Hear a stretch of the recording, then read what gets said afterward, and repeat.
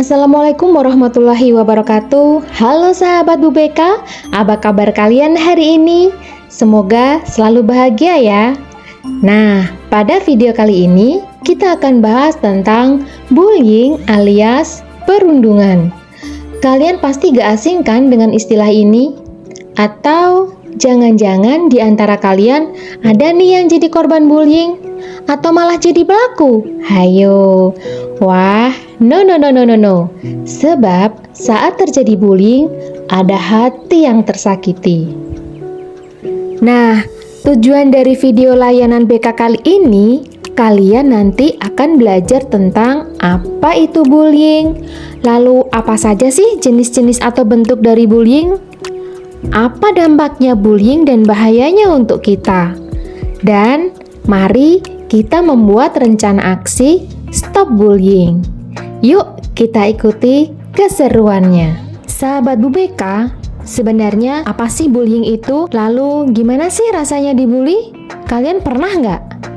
Yap, betul. Bullying adalah perilaku tidak menyenangkan yang dilakukan oleh seseorang atau kelompok baik secara verbal, fisik, sosial, dan bisa dilakukan di dunia maya atau kita sebut cyberbullying, di mana perilaku tersebut membuat kita tidak nyaman, sakit hati, atau tertekan.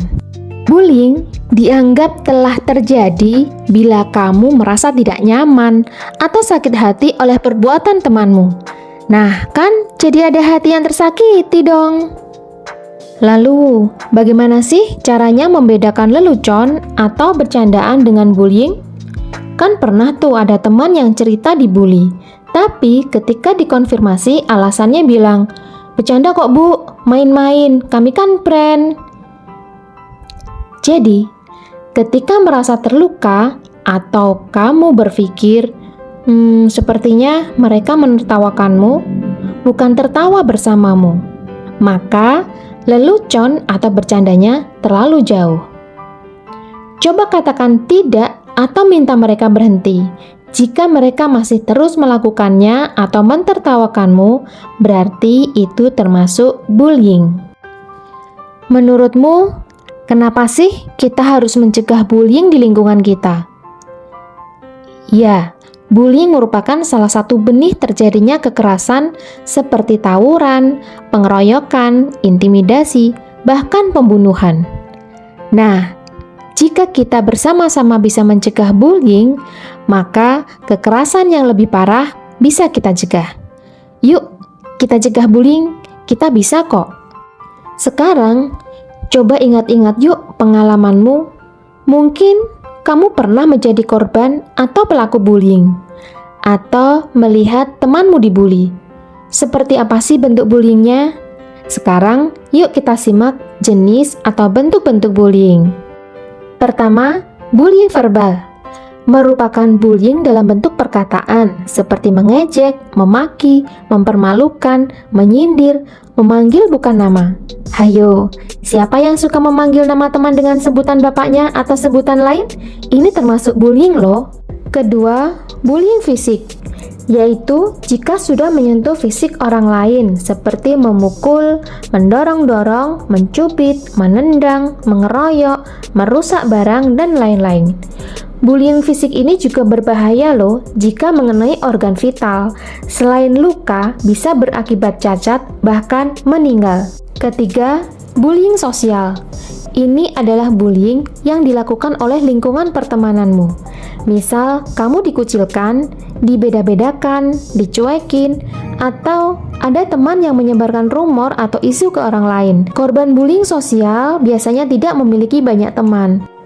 Keempat, cyberbullying, yaitu bullying yang dilakukan di dunia maya seperti mendapatkan pesan teror, membuat meme dari foto orang, perang kata atau berkomentar buruk di medsos, menyindir melalui story medsos, menyebarkan berita hoax, membuat akun palsu untuk menjatuhkan orang lain, dan lain-lain. Kamu ada yang pernah mengalami kah? Apa saja sih dampak bullying? Berbahaya tidak ya? Wah, jelas berbahaya banget. Bahkan banyak di berita yang menyampaikan korban bullying yang bunuh diri. Tidak hanya orang tua, ternyata usia remaja SMP bahkan SD ada yang berani bunuh diri gara-gara dibully. Apa saja sih dampak bullying? Yang pertama, dampak pada akademis. Bagaimana sih rasanya jika kita sering diejek teman, dikucilkan? Tentu kamu kurang semangat ke sekolah dong. Lalu ada yang memilih membolos. Akhirnya, malas mengerjakan tugas-tugas dan prestasi menurun karena tidak paham dengan pelajarannya. Yang lebih serem lagi, jika akhirnya memilih drop out atau putus sekolah.